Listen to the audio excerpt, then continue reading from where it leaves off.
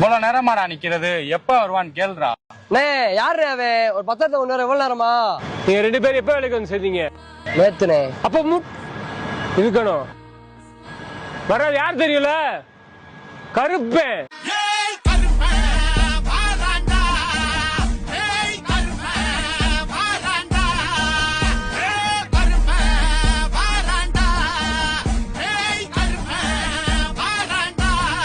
யாருன்னு அந்த கருப்பேன்? இந்த ஊர்ல ஒரு தப்பு நடக்க விட மாட்டான்டா. அவன் பேரு ஹரி. ஆனா இந்த ஊரே அவனுக்கு சேர்ந்து வச்ச பேரு கருப்பேன்.